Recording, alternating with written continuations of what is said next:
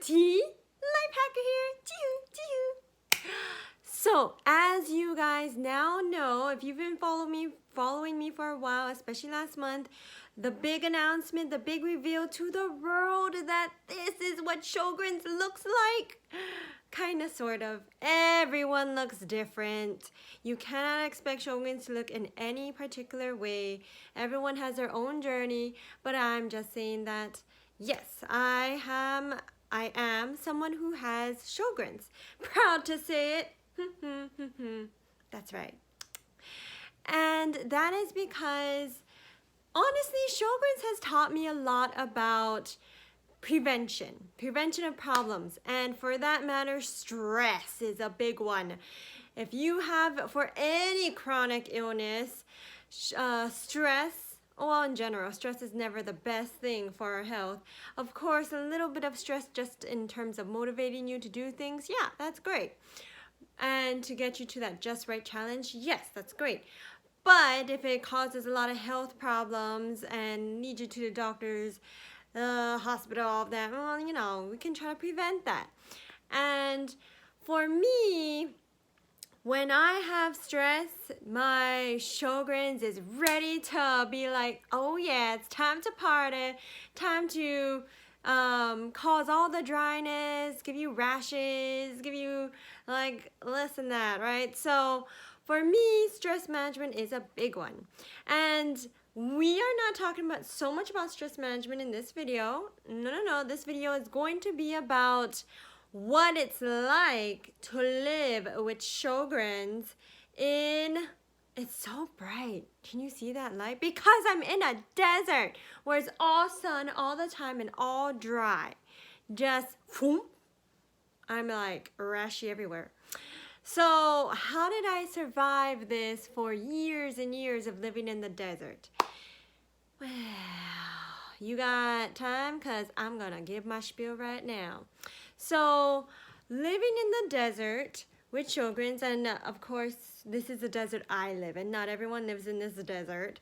And so hopefully, maybe it'll be different for you. Where I live, there is no support group, surprisingly, because it got so bad that I was even thinking, I mean, in general, support groups are great, especially when you're starting off and this is on YouTube. For me, I had already been going through Sjogren's for at least 5... Oh, no. I was still new at it, actually. Yeah, Sjogren's was still fairly new for me. And then so I was thinking, you know what, it'd be nice to have a support group. There is a support group back where I lived, and I was like, well, to be honest, though, I never went to it. I thought of it. But then I moved by that time. So then I moved here to this desert, and there were no support groups, which makes sense because who with Sjogren's, where you're faced with dryness in every aspect, would live in a desert? Regardless, not our choice, but because of my husband or significant other. What else happened is that living in the desert really aggravates the symptoms because you are in an environment where it's all dryness. It's so dry that my eyes, the moment I got here, my eyes were red. They had scratches all over them and actual bumps because my eyelids were scratching and scraping against my dry eyes, and it was causing like... you cannot see it as well, but that redness that you still see and some brownness that you see in my eyes is left from the scarring of what happened when I first moved here. Great. So I needed to get water coolers and humidifiers to moisturize the air. And because it's a desert, you need to use air conditioning, right? That's worse. It dries you out totally. The desert itself is already dry, and then you have air conditioning to dry you out more. And then when it gets cold, you have the cold drying you out even more. So your skin is just it's like a reptile, but worse, with rashes everywhere and itchiness and the oozing of the nasty broken skin and all that, because you can't sleep and you just find yourself scratching and you don't even realize that you wake up and you have blood all over. Yeah, it's not a pretty sight, guys, and I'm not saying this happens to everyone, but this is what happened to me. So, it would be hard.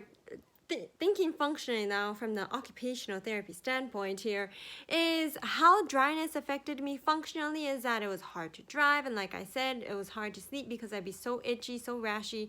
Eczema would be bad because it's hot and my skin would just be sweating, but then even then I have the AC too, and the AC would dry out my skin. And then I have to put in the eye drops all the time, right? But even that doesn't work because you're constantly needing to put in eye drops.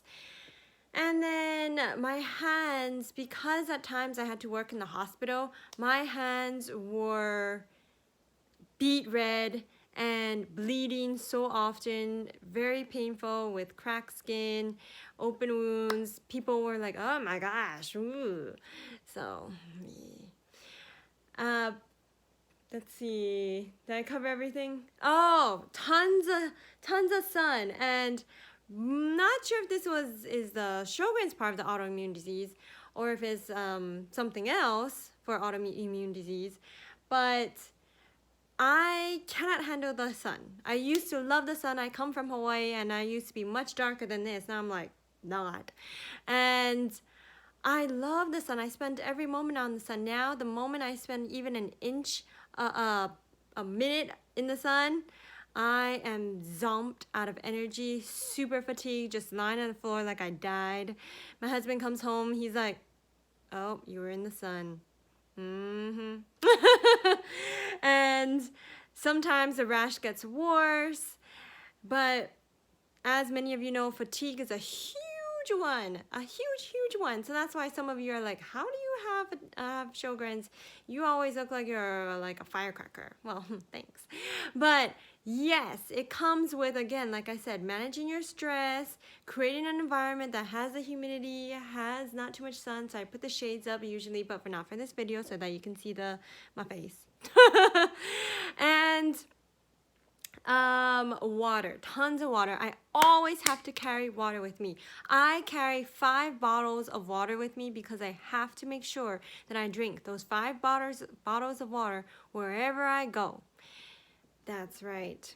And then I also carry my lotion with me, which is my Vaseline, and I apply it to my hands every time my hands get dry. So look, my hands aren't even scaly. Amazing, because I always put this on right after. Sometimes I don't even think about it. I'm putting it on and I'm just talking to someone. I'm like, oh yeah, I know, right? And then I'm like, oh, did I just like do this in front of you? Because my lips get very dry too. And then I wipe it on my hands. And then I have my eye drops with me all the time, and my wrap-around glasses to keep the sun wind out. So I'll do more of this, talk about my essentials that I have in another video. So look out for that, and this is going to wrap up our video on what it's like to live in the desert with Sjogren's. Recommended? Heck no, don't you dare do it unless you have to, unless you're like me, who your husband, you follow along to go do for his work, but otherwise, try not to do it. Don't recommend it. Alright, so that's our video for today, and I will talk to you guys later. Peace. OT Lifehacker out. Bye-bye. Oh, make sure you like and subscribe. You cannot get off this video until you like and subscribe. I'm watching you. Yep. Nah, it's okay. If you come back, that's fine too. Thank you. Bye-bye.